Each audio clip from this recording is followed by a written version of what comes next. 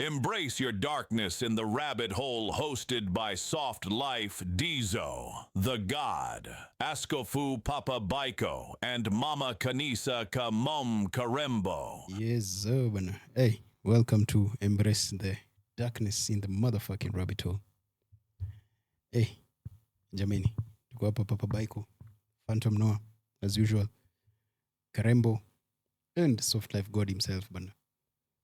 Jameni, gift naona leo umeamua the early bird catches the worm, eh? What's happening on your end? And a good afternoon. Oh, niliamka kuosha vyombo bana. Vyombo gani? Za maintenance ya mayai ama? No, vyombo, dishes. I had like almost 5 days worth of dishes. Unajua gift, I know you are a troll, bro.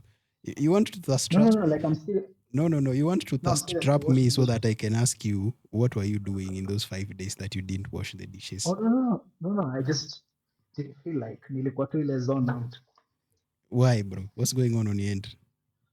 Are you feeling down? Literally hakuna. Zi, nilichoka tu. Nikasema acha nipumzike. So what time is it on your end? Where's my other phone? I think it's 9:20 9 in the fucking morning. 20. I was up by 5. Cleaned up, vacuumed, mop. Ndo namaliza kuosha dishes. So do you work at night? No. Uh-huh. No, I only work time ya binadamu. Bro. Alafu mwambie nilikuwa nasikiza Isa. Alafu nasikiza hivi naona huyu ameweka Lingala na Rumba. Amechoma. Hapana, tuko tu sawa. We are in the same house. We are in the right place, bro. Unajua makosa ni ati we were dealing with something small here. Sana ilikuwa we were trying to shift our network ndio tusije tukajipata tunajiongelesha. So we had to put something to nini.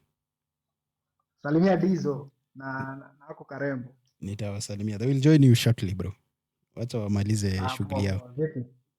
Man. But today, man, we want to dive in pole in the darkness, pole on the topic of man-made and system solutions versus natural solutions.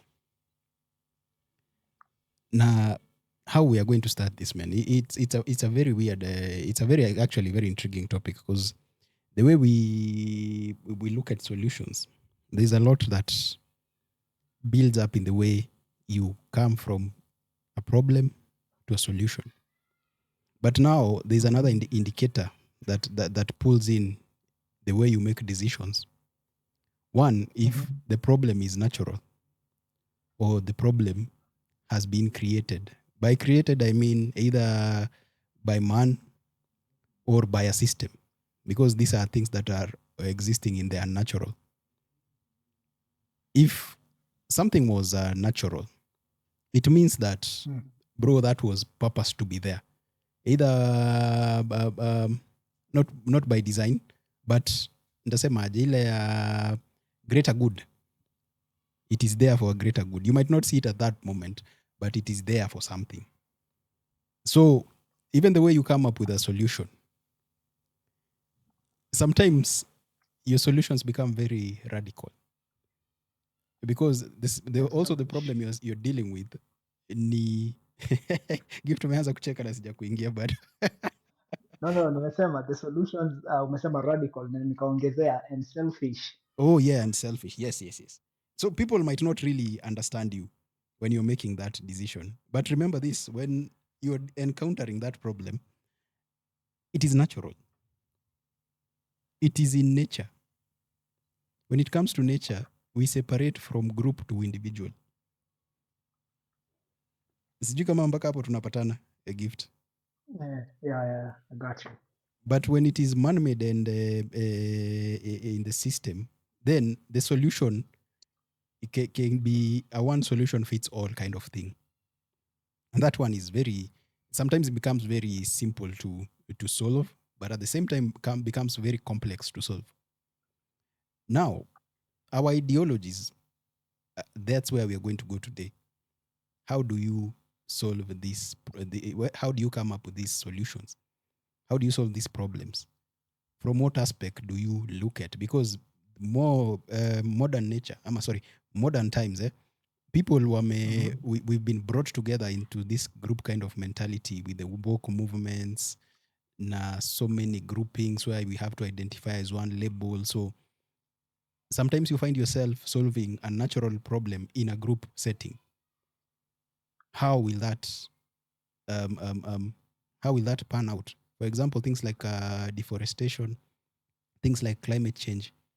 We are fighting these things from a one brain kind of thing. Yet, where we live and our environments are totally different. I used to laugh most of the time when I used to see Wazungu, they're coming to Kenya and they've come for tourism.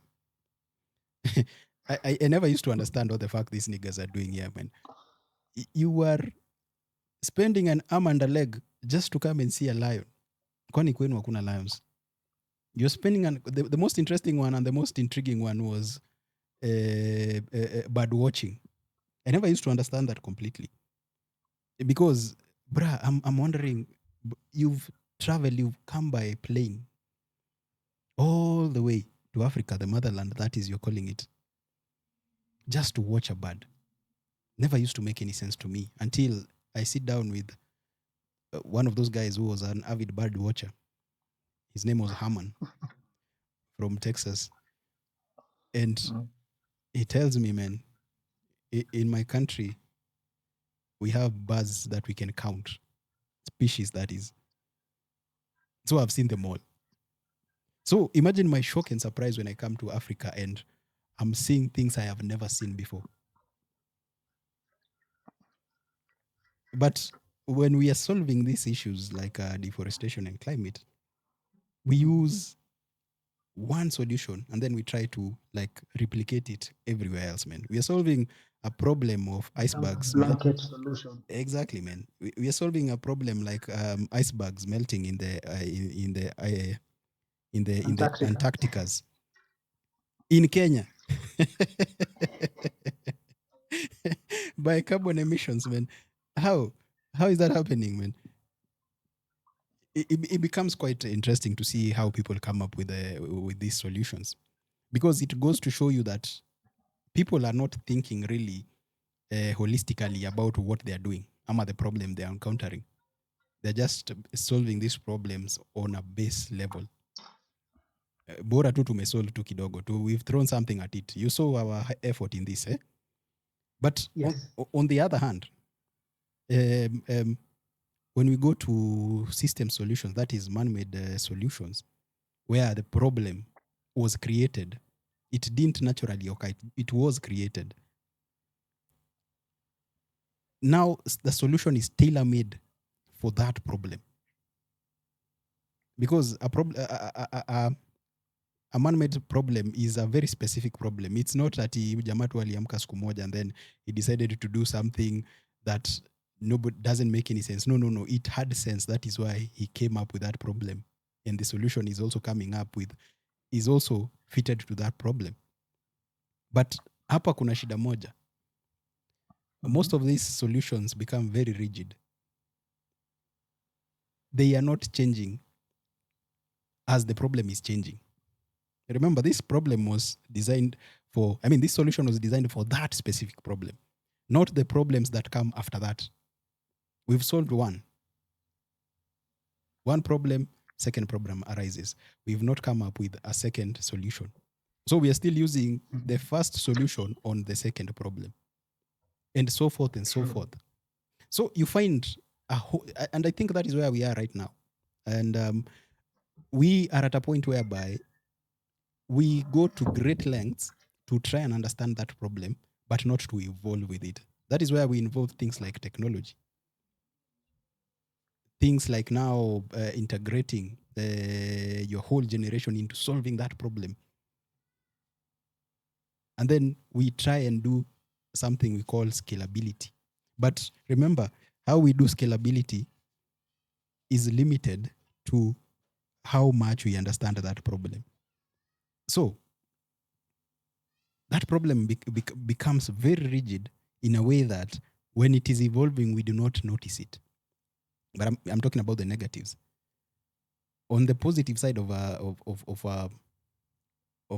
man-made solution, we have a holistic approach to problem solving and providing solutions, because we dissect that problem to the T, to the last bone, to the last nerve, because we are designed systems specifically for that one, for that problem. Even the technologies we form exist specifically to solve that problem. For example, AI. AI, I think, came to solve the problem of computation and analytics and automation. It's very specific problems. Haikukuja ku fuck around and find out. No, it came specifically for those things.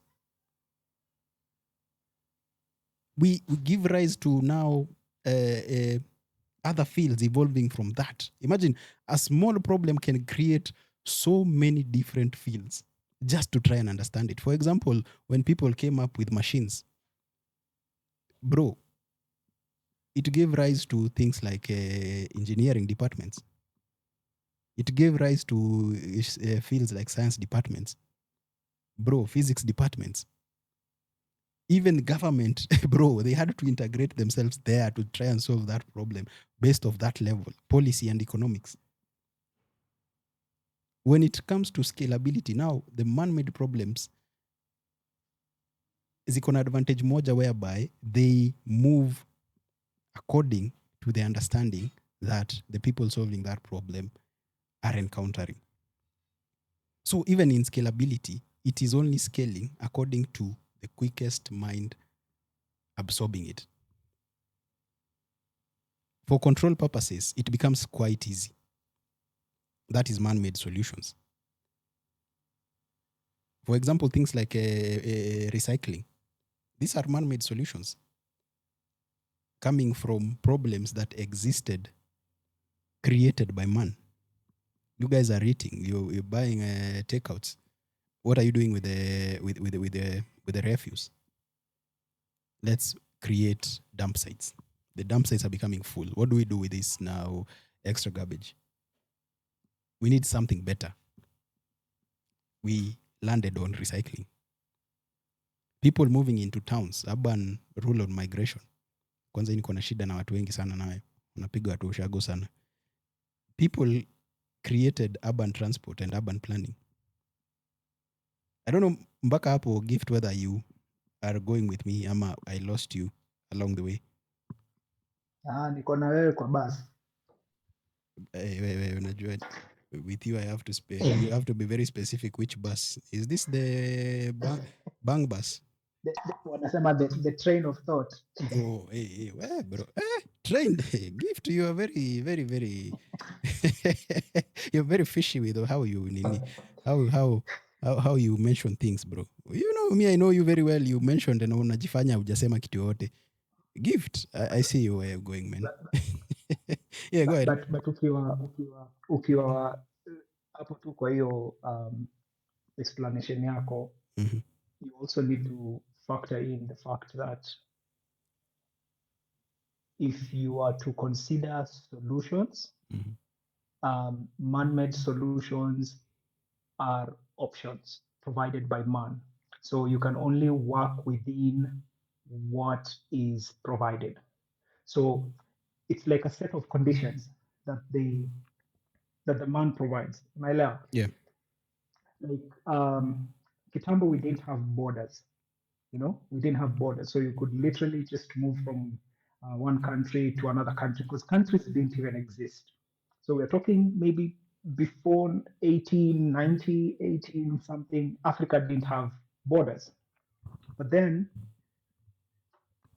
the, let's say that man ended up creating a problem, and then they created a solution, but it's conditional. Uh-huh. Unaona, when it comes to natural solutions, you can manipulate them to suit you. But if it's man-made, it's all conditional. So if you go out of the scope of what is provided, it's it's um, it's termed as breaking the law or illegal. You understand? Yeah. Eh, so you also have to factor in. That's why unapata, even when you talk about recycling, a problem that was created by man, a solution provided by man, but it's confined in Gift, are you there? a garbage place. That's probably a misdemeanor. Unaelewa? Yeah. So man-made solutions tend to be more conditional. There are terms and conditions to it. Even planting trees, it's not like utaenda kuplant trees hapo expressway.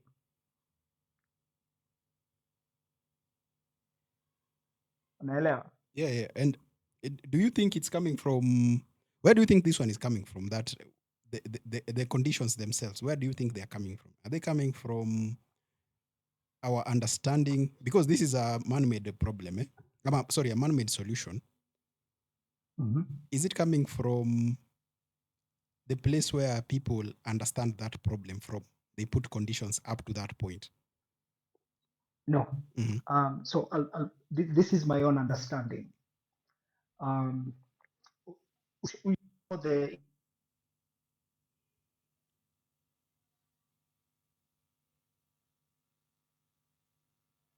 watch cartoon. Can you hear me? Yeah, I can hear you now. All right. When you watch cartoon, there's Yeah. usually like a light bulb moment that someone gets. Alafu unaona bulb inatokea kwa kichwa. Mhm. That light bulb moment, it's not for everyone. It only the bulb moment only affects the person who thought of that idea. Mhm. So what population solution does is it confines you to a certain chain of thought that inafanya, like you only get used to that and nothing else. So it's more of, it creates things like tradition, because traditions came from somewhere, religion came from somewhere. Like when you look at all these things, it it molds you, it molds your chain of thought, it molds your understanding, it molds your social construct of how life is supposed to be. But then there's something called self-discovery. So muona man-made solutions, they are just to confine you from thinking out of the box. Now you'll realize anybody who thinks out of the box or out of the social construct ends up becoming the 1%. Now they'll talk about, oh, high value man, high value woman, or they'll talk about, the richest man on earth, Elon Musk, or geniuses, because these people do not confine to what was provided. Unaelewa? Because that light bulb moment, Yeah. meow, That's wao what. waliamua, I'm Mhm. doing something out of the ordinary. That's where I will disagree on you. I'm agreeing with you up to this point where you say it limits you from thinking outside the box. I think to me it limits you from thinking outside that box, not the whole Yes. box, that box itself. Because as I was trying to explain to you, you see how this person has come with this solution. He's come with that solution. You remember that light bulb moment? It happened only to you at that moment, to you only. So you had a solution up to a certain point. Are you flowing with me on this one? Yes.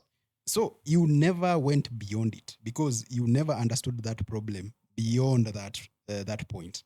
So even when you're coming with a solution, you're only solving up to a certain point. Now, this is where synergy and now the interdisciplinary come in. That is you involving other people in solving that specific problem. They take it out, they take it from where you stopped, and then they improve it past that, and then go on handing on the baton somewhere else till that whole problem is completely solved. So it limits you from thinking outside that box. But now I understand you, because I can see where the problem is, because I see most people limit themselves to a certain kind of box, and they start to say, this is me. Is that where you're going? Yes, and that's what brings terms like defiance, disobedience. Mhm. It's gone ahead and created terms that go against the social norms or the social construct or the social solutions that have been provided. Yeah. You know, Mm. you remember, I'll give you an example. Um, Imagine the people who end up succeeding in an idea are the ones who are the first people to go against or to think outside that box yenye unaongelea. So Mhm. let's put it like, growing up, you had to be an engineer, you had to be a doctor, you had to be a lawyer. There were certain careers that were known to be the, like the epitome of success. You Yeah. understand? And then there are people who went ahead and did music. There are those who went ahead and did arts. There are those who went ahead and did business. A lot of people just ventured into so many things, but they were the first people to do that. Do you know how much trouble they got into? But the success of their defiance is what defined them, Sasa.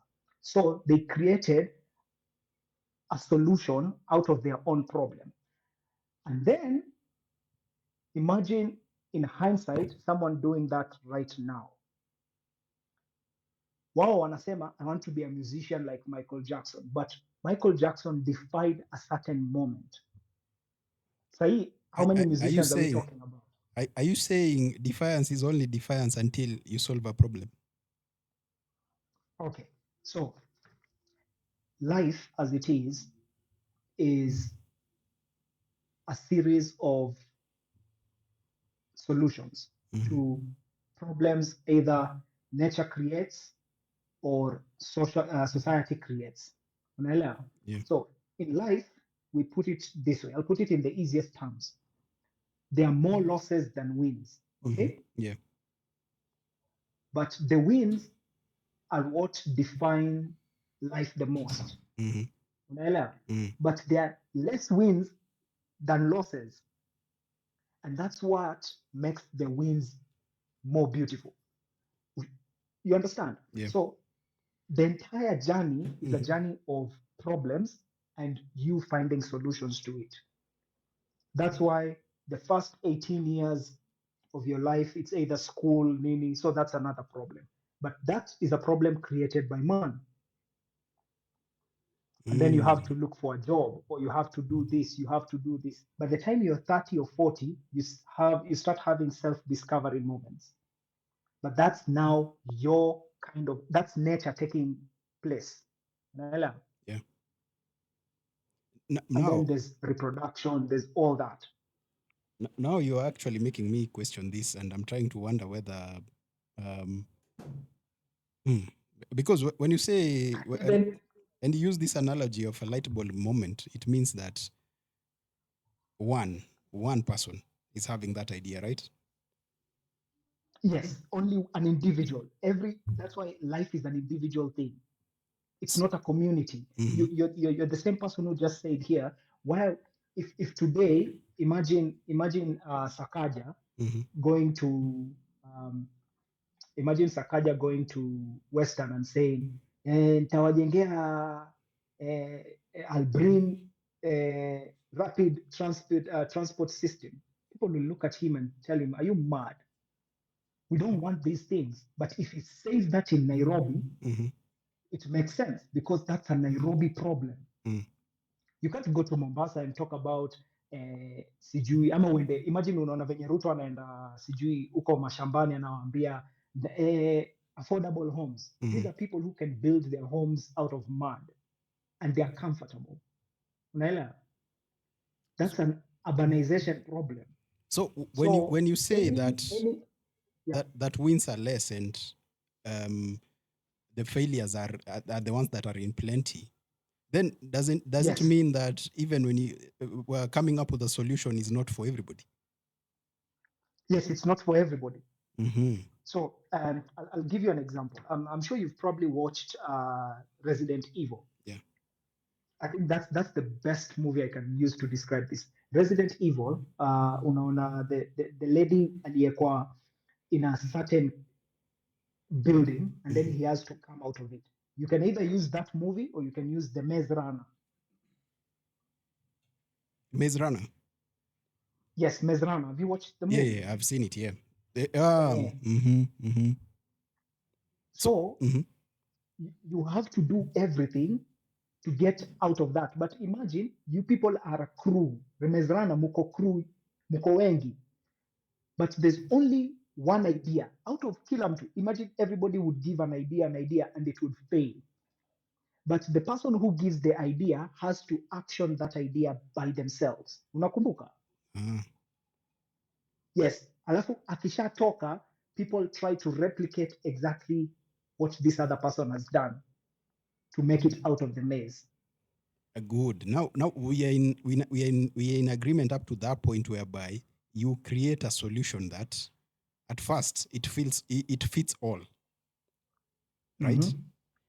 But Yes. the more you go on, you start to realize that that solution is no longer working, because remember, this was a man-made problem. When you're coming up with a solution, it is also improving itself. Like, True. for example, that description, yeah, Resident Evil na Maze Runner, when they figured out how to overcome one obstacle, another obstacle appeared. Exactly. Another obstacle appears. Mm-hmm. So, Yes, and that's where my point here, there are more losses than wins. yeah. Because you think you've won, but you haven't. Now, this it brings up another question. Now, is a solution is a man-made solution temporary, or it can't be permanent? I'm actually answering my own question. Ushesikia Waislamu wanasema there's only one thing that is guaranteed in this life, and that's death. Yeah. I think death is the solution. Take us there.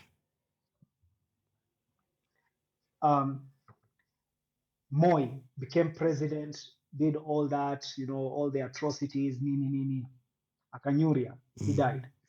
Kibaki, Hitler, Mandela did all the good, Mother Teresa. But the one thing that equalized all of them and will probably equalize all of us is death.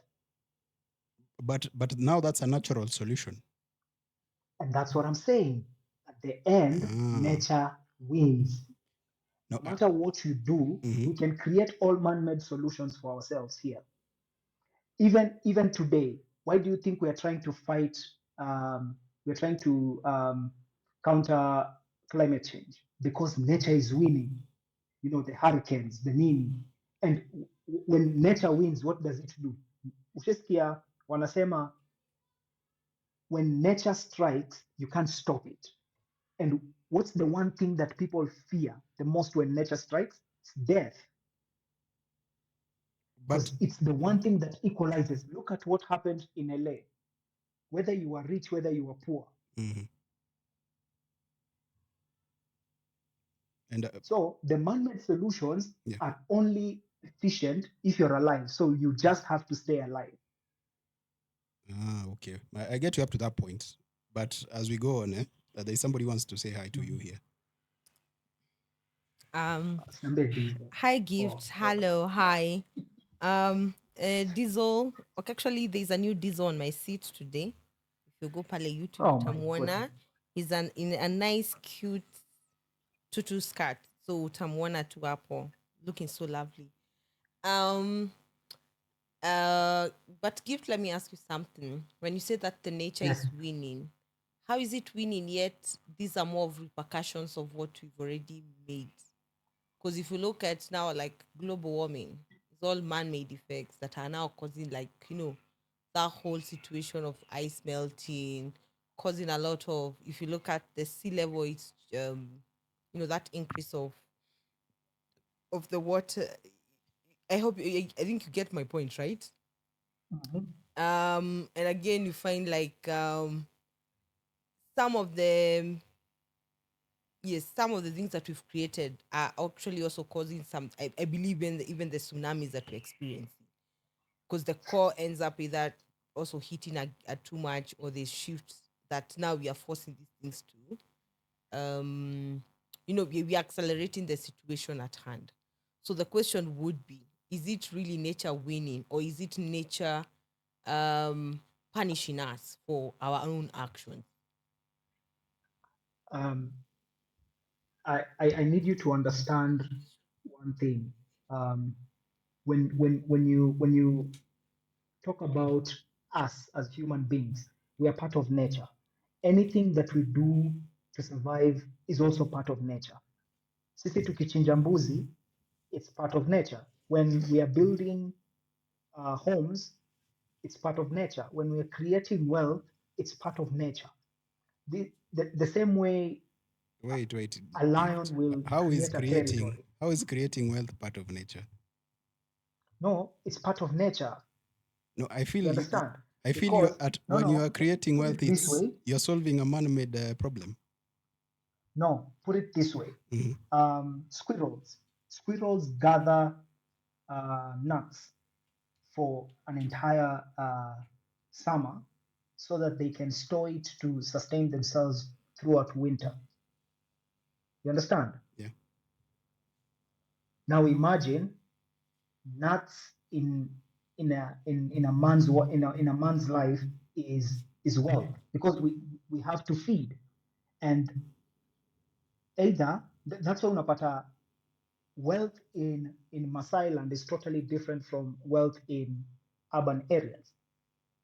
Based off the Utapata environment, eh? Msomali, yes, it all comes down now to the environment, but it's all wealth. It's just how you define it. Hmm. But we as human beings who are part of nature, we have, for us to survive, we have to gather. Unaelewa? We have to. We have to gather produce, we have to gather water. That's why uko na mitungi kwa nyumba, We have to work. because we have to work. Yeah. So talking about ati climate change chenye inafanyika nini, no, whatever is happening in climate change is because of our survival. So it's because we as human beings are winning against the other nature, I don't which is think I either would want to disagree with you, Gift, on that. mhm, Because, for example, let's look at natural habitats, especially for the wildlife. Look at what your uncles and aunties have done, those sides of Rungai. They've entrenched what you now call natural ecosystems that now the nature itself will retaliate in this sense. So you get into my territory, I also get into your territory, if you get my point. Are you saying they are solving? We are not solving, we're actually creating our no, own problems Mhm. to a place no, but you where have it's, to now. mm, Now we have to now factor in something called survival for the fittest. Mhm. These are, mind you, it is not, you need to take out the mindset here. Man is fighting lions or sijui nini. These are animals fighting animals. We are animals. We are also trying to survive. Mhm. So now, are you going to say the British walikuja Kenya to conquer us? We used to conquer kingdoms way back.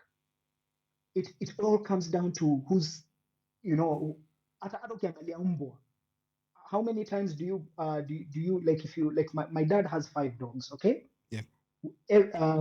When he brings in a new dog, either that new dog will take over the master's dog, ile ya cage, ile cage ya ule mwenye alikuwa baba yao. And I'm sure if you have dogs, you'll actually understand that. Kwani hiyo dog yenu ni weak aje? no. I No, thought for no. dogs, and no, but let me ask. In whatever ecosystem, man, animal, wildlife, dogs, cats, whatever, there's always a situation where a hierarchy situation happens. Like there's somebody who'll just going to establish dominance from one generation to the next. Like your si kitu unaweza fight. Now hata venye umesema is exactly where we were with the gift. I was asking him whether problems exist, these man-made problems Yeah. in a group, Mm-hmm. but the one that is supreme is the one that comes with a solution. Yes, correct. Mm. And yeah. His solution Mm. is fixed on his understanding of that problem. Yes. So kukuja na mtu mwingine better than him, Mm-hmm. he becomes now supreme. Juya may solve your problem better than he could. The other Exactly. person could. And sometimes it's not always problems, Yeah. but it's more of trying to adapt to better and easier solutions within that whole ecosystem. Because I'm looking at to the point where we are now having podcasts. We can have Nani in Canada. We have people here, people in the States, people watching through YouTube. All these were solutions. I don't think they were actually problems. Because look at imagining that the first computer, the size of it, and now we have small microchips that can work as computers. So I feel sometimes it's not problem solving, but more of solutions. You're providing solutions for Solutions. that It problem. may not be even a problem because the people are comfortable.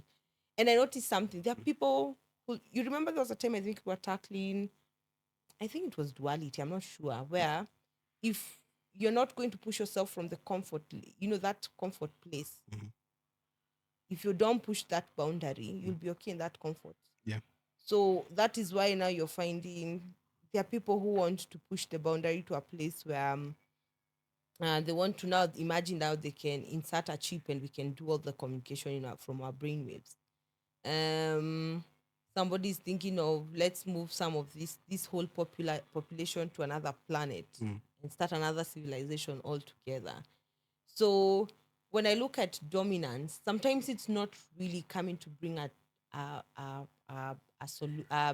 there was a problem, but it's probably just bringing a better solution of doing things. Control. Control. Because now you're making sense kwa sababu when you look at things like how do I put it now, things like vile gift alikuwa nasema, and that's why I was disagreeing with him. Wealth creation is not natural. It's not. This came from a man, a problem created by man based off his greed. I mean, because the natural reward for creating a solution is satisfaction. Ulikuwa unasikia njaa. You have to look for food. You look for food. Yes. You eat that food. But now you've become so good at looking for that food. Somebody else has not discovered what you have discovered. You start charging. They charge. They actually decide you want food. I can actually bring it to you. I can bring it to you. You don't have to come to where the food is. You need to pay. Solutions. Yes, but it is actually, not. it's not even. Yeah, it's not a solution. It's coming up with a better. Yeah, it's a solution. It wasn't a problem. It is not a problem. Yeah, somebody has invented. Yes. Or have found a loophole. Yeah, and I feel now wealth creation, I think where we go wrong is where we assume it is part of this system, yet it is just a reward for solution. Yes, correct. No. Is actually a reward. Yes, and now people have realized the better I solve this problem, the better creation I come up with that will actually talk to so many people who have the same problem, the better I get paid. Do you remember this problem in a group? Sisi wote tuko na njaa. Sisi wote hatutaki kutoka kwa nyumba. So somebody like Putin says, I do deliveries. I mean, he's already got, if he's charging 100 shillings, he got 300 shillings from all of us. Correct. So imagine, this is now starting to make a lot of sense because now when you go to scale, it becomes very easy to scale a man-made solution or a system solution. Okay, scaling it in regards As in to the way you are solving that problem. Okay. Na reach yake. Because you've come up with a solution, but you're not sure how many people have that problem. So it becomes like you'll have a niche. Bas. There are people who will adopt onto that solution. Yeah, so you go saying probably 3 people in this building want food deliveries. It means I can get 3 other people in the other building. Correct. Pole pole hivyo tu. Yes. Now, build capacity. Yes. Your reward for that is now wealth. The wealth. Correct. Yeah. So wealth is not natural. It is just. It's a it's a just reward. it's like a It's a complementary. reward for a solution you've created. Yeah, But which actually look at it this way. I always say, for me, wealth is more of, if you talk of people who are wealthy, rich, or whatever, for them to be there, it means that at one point in their life, they didn't have that wealth, they didn't have those riches. So they provided a solution or invented something in the loophole that created the reward to make them grow in riches and wealth. they are solving their own Yes, problem, but at the correct. same time, that problem they discover that other people have it, but I've already solved it. So Correct. sitakupea bure. Yeah. But now that is how the world made man-made solutions. I hope Gift is getting that He is kind getting. of. Namwona amenyama, sijui labda unajua sasa umeingia kwa video, mimi naogopanga ukiingia kwa video. No. Gift anaweza No, no. Hapana. Gift The go for only once. thing, the only thing the only thing yenye I'm trying to explain when I talked about your wealth, it's the survival for the fittest, and survival for the fittest is not greed. It's basically just survival. And the rules of nature is there are no rules. Is this where you said There are no that rules. now we put labels now to man-made solutions, so that you Yes. don't escape So that box? they realized exactly, Okay. and that's where I was coming. Now that What that do was you my mean point. So by the reason putting of mimi labels? kusema, Kama greed sahi, all right, ndio na discover kama greed. why am I terming getting money as greed? Making wealth as Yeah, greed. correct. It shouldn't be called so. Bro, you are good at that. If you're good at it, you should be called You found a greed. loophole. So Yeah, you're wewe just pambana being a nazo. go-getter Found to loophole. it. Exactly. So that's mimi ndo maana nawaambia, even creating wealth, it's not greed, it's nature. And that's why I used squirrels. A squirrel will do everything possible, even go into other territories just to get nuts so that they can store them throughout winter. Mind you, winter is 7 months. And this is a squirrel. Now imagine a human being who has more consumption, who has more needs, because the needs are created from the need of their own survival out of problems they created themselves. Now that there comes in vitu kama urbanization, there comes in vitu kama magari, you need fuel, there's tax, there's nini. So it creates more need. There are more nuts that you need to keep storing. So what that does to a man who's also part of nature is the need of them to survive. And their survival is to go to any extreme to stay alive. It doesn't matter what they you're need to doing. do. Exactly. As long as And I there am comes in vitu living. kama zile, and there comes where venye nilikuwa nasema words like, oh, you're breaking the law. Because this is called you're making a lot of sense. greed. Because Apple, this is a very interesting one. Man-made problems are very unnatural. You know what from what like Gift you're talking about, and then when you talked about like things like nomads and all that, I realized like if I move that squirrel maybe to a place of Africa, he doesn't need to save. He doesn't need to do a storage for winter for 7 months. Probably it will only be for a couple of like let's say 2 months, because grain. No, they will die. Because nature will solve that problem. No, you know what I'm looking at. Nature will solve that. Okay. Because unaona squirrel from another place coming here, it has not adapted to our conditions. But how are we able to adapt? You know the reason I say this is if today you take me to go live with Gift in Canada and winter hits, I will need to adapt, right? Exactly. I can't just stay in the same. So the same squirrel will also come and adopt. No. You see, the difference between us and nature, we have found a way to survive. Even them, they do. Because look at it from this point. How do you, for example, if I move to a very cold place, what is more likely to happen?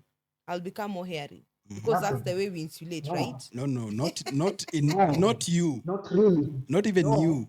You know, I'm looking at. No, I'm No, looking at. If that- Karembo moves today that from Kenya and Karembo. goes to live in one of the cold countries, I will.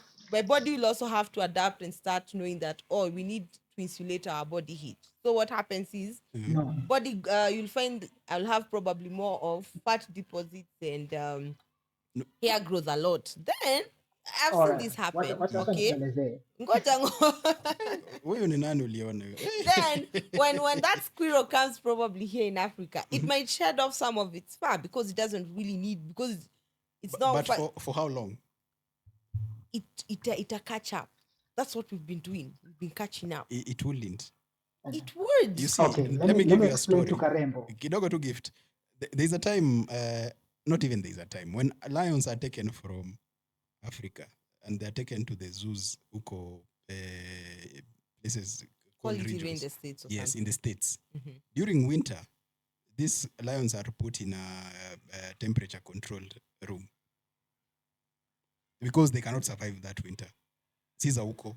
Now, how nature has found a way. Because their winter is not the winter of in the Bas. savannah. How nature has found a way to try and sort that is through ndasemaje breeding. Inaenda ikisolve your problem pole pole. And that is what I'm talking about. Look at human beings. Human beings have, because of a higher intellect, they've been able to make solutions about it. That is why we have so much interaction right now. That makes sense. And there are people who are saying, in thousands of years to come, we'll probably have the same kind of color or texture or kind of hereditary because of that kind of Hapo mimi naweza kata. And it makes sense because look at it from this point. Lions, which are the regions lions are found? And that's why now I actually get to see the point when you guys were saying it's true. That squirrel will actually get to die. Because we know there are animals that are going to be found in most cold regions. And then we have animals that only are found in hot regions. Like, let me call anything south. Okay, let me just like Africa. Because where else do we find lions apart from Africa? And you see, where I will agree with you up to this point, whereby when you look at evolution, natural solutions are long-lasting. See, Yes, at Yasai, true, correct. we are not solving that problem at right now. It is being solved, but not at that level that you're thinking. Yeah. Ati nimetoka hapa, I go to the nini, nimeanza kupata nywele instantly. I look like ule jamaa wa X-Men alikuwa anaitwa Dr. Blue. Nah, it is coming from this point whereby through breeding, pole pole, your DNA starts to change. Correct. To a So it point takes whereby, time. yes, you get to that point whereby your descendants are not really having that problem. Because look at even evolution, when you wanafuatanga hizi stories the evolution of man, where they came from the cradle of man, Africa, to a point that these guys had to go to other continents and adapt to those conditions. Kama wenye walienda kwa baridi, macho zao zikaanza kukua lighter. They stopped getting the darker tone so that their eyes could absorb more light. Yeah, during Their skin started getting lighter so that they could. insulate more. Yes. It is the difference between the people that were left in Africa, where they got darker skin tones to prevent them from things like sunburns.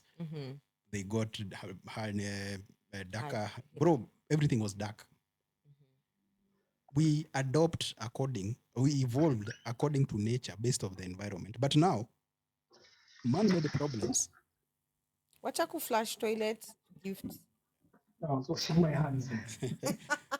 Man-made problems are direct. Yeah. We are solving that problem now.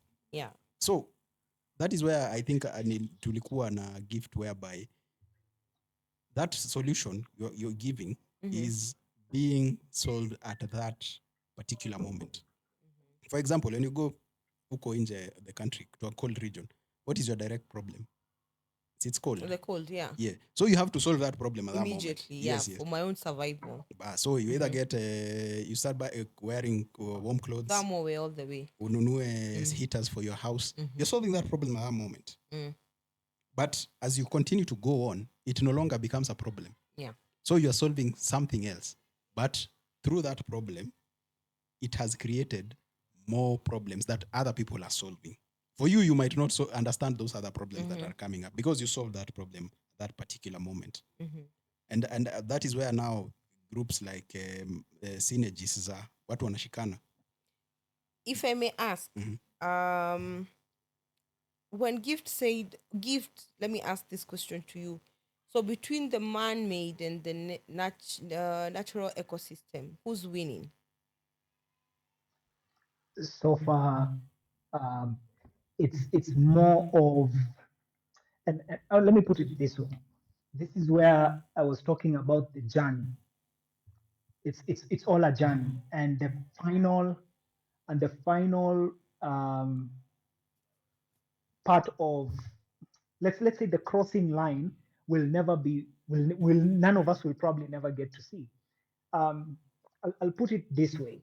I was reading something a few days ago, and kwa hiyo excerpt mtu alikuwa anasema, if you are 4 friends, there's one friend who will attend everybody's funeral among those 4. Umeelewa? Yeah. There's one who's going to miss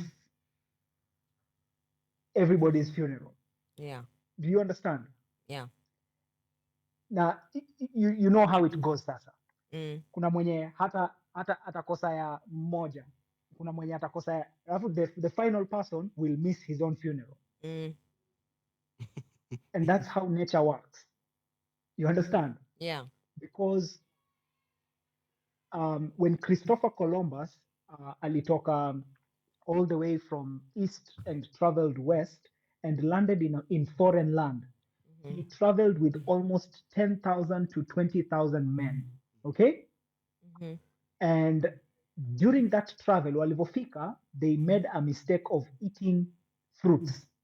Do you know what happens? What happened to them walivokula the first fruits? Most of them died because it was poisonous. They ended up discovering that it was poisonous after the first people ate and died. So what did that do? The ones who remained alive had to find ways to keep the ones who had eaten poison, either to stay alive or to point out what fruits they need to eat. I'll give you an example. If you've watched this movie, The Mummy, you realize while they were trying to dig in, while all that archaeology thing, they opened a certain box, or while they are opening the tombstone of the pharaoh, there are people who were standing far away from the tombstone. So nyinyi mnaambiwa fungueni, ili if anything happens to you, it happens just to you. A few. The same thing to kuna hii conversation that was going on just the other day, and they were talking about if 100 men were to fight a silver gorilla. And this is just my thought. Nilikuwa nakaa najiambia, do you know the first thing that needs to happen, because nobody has ever fought a silver gorilla, so we need to at least send out the first 5 There men. was one person. No, Caesar. There was one No, person. I just need you to Tarzan. Hey.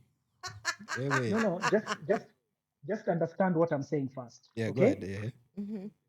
Yeah. We need to have, out of those 100 men, we need to first ensure that psychologically they are prepared. Okay?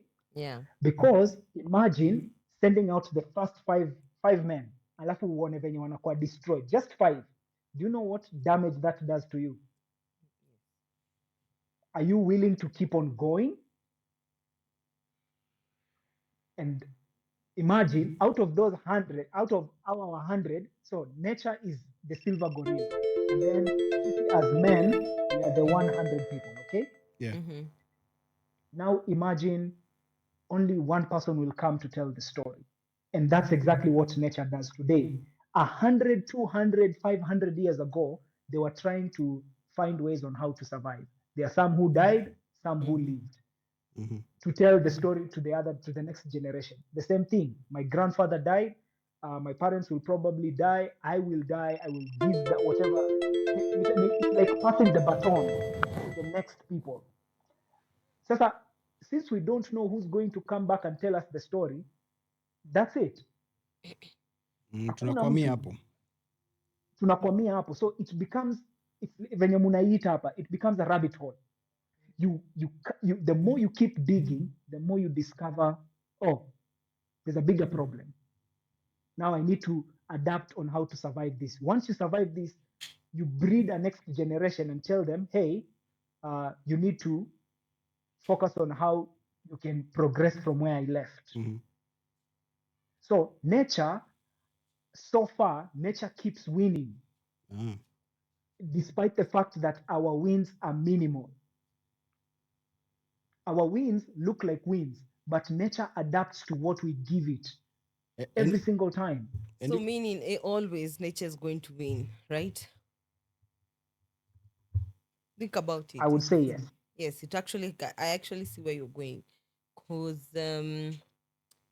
currently right now when I look at the times we live by, one of the let me say one of something that we've created that really I feel like if Mother Nature could come and slap us all, would be the plastic.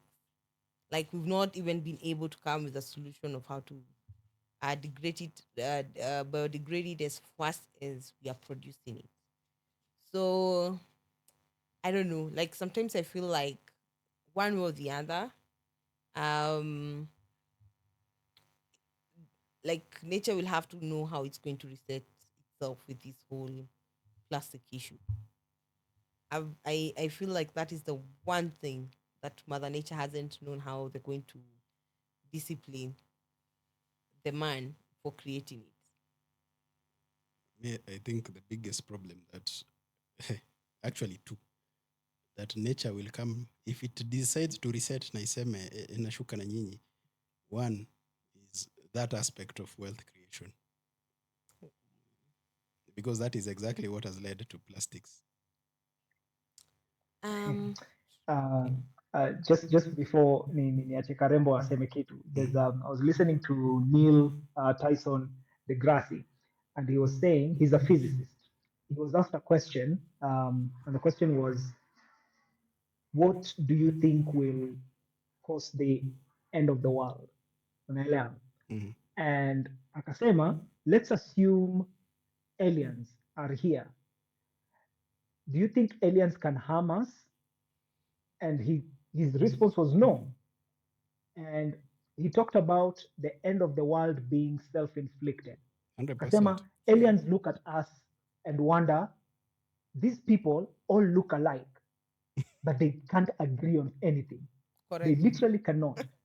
So, to a point that Russia has nuclear weapons pointing at US. US has nuclear weapons pointing at Russia. South Korea, yeah, but ukiangalia, they're all damaging the same species. Sisi peke yake ndo tunaumia. So aliens are actually sitting back and waiting for the self-destruction. You know, the other problem that I wanted to say, because I said there were two, was marriage. Nature will sort marriage out, bro. Because you see, as you're saying, vizuri sana, and it's good that you've gone there, is through marriage, we have literally, because now we are not in control of it, we have literally toned down our intellectual gene to that point you're talking about gift, that us and Russia, same people, but want to kill each other with the nukes. Why? But that's another rabbit hole, man. Let's stick to this one of self-inflicted chaos.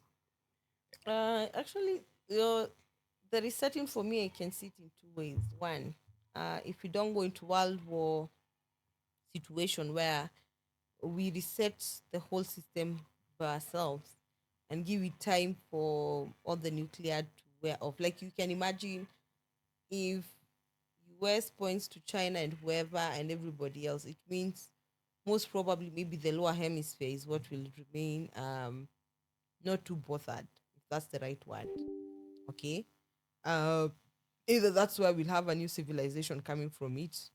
Those will not participate in it. Another way I'm actually seeing it is this. If you look at like I don't know, have you guys noticed, like for example, the way we are having tsunamis, flooding, cyclones. Like you can notice, like there was a time we've been noticing there's a lot of resetting happening. Places like there's places like Nyahuru, Limuru, um, those sides of Aberdare, they've already started experiencing more of hailstorms. You look at cyclones that are happening down south near Madagascar. The winds are so strong coming upwards. You look at, for example, there was this whole cloud seeding that the Middle East were doing, and see how the flooding affected the whole, some of those states that were there. Look at all these, the way the greenhouse effect has melted a lot of the ice, causing a lot of floods, too much rain. And now there's this story about, like, I don't know how many years from now, that the continents will shift again, and all. I feel like it's coming, and most probably when it does, it will, even if it won't be there, it definitely is going to eliminate all these people who are creating these man-made solutions. I feel already nature is doing its work, because you see, when I talk about now you and your gene or your brain being degraded, yani inaenda ikimalizwa, intellect yenu inaenda ikimalizwa, is whereby you are now making stupid decisions, so you are dying faster.